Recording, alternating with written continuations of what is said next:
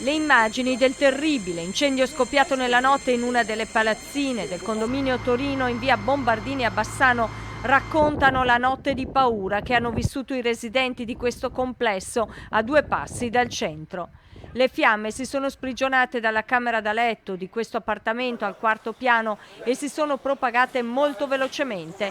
Il fumo ha invaso poi l'abitazione al piano superiore. Il bilancio è serio, ci sono 3 persone ferite, le 2 anziane sorelle di 85 e 93 anni che vivono al 5º piano e una signora 63enne che abita con il proprietario nell'appartamento dove il rogo è scoppiato.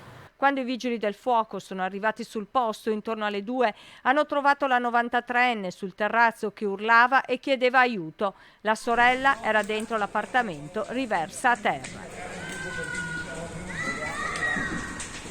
L'appartamento era completamente invaso dal fumo e quindi con grande difficoltà sono state appunto individuate e portate verso l'esterno per poi essere ospedalizzate.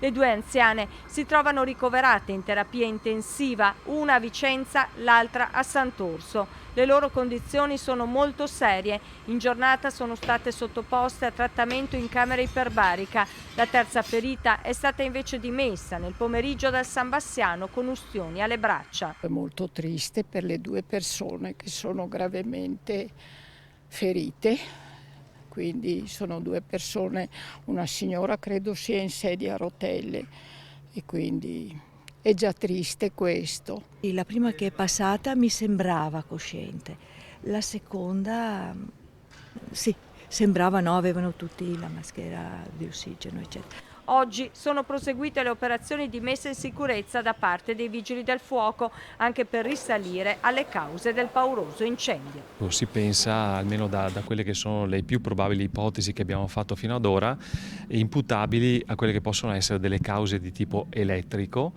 legate principalmente ad un malfunzionamento di un'apparecchiatura elettrica. In totale gli appartamenti che riteniamo naturalmente essere diciamo non fruibili, in questo caso sono almeno 3, anche se abbiamo naturalmente allargato diciamo, la non fruibilità anche agli appartamenti del piano terra, del piano primo.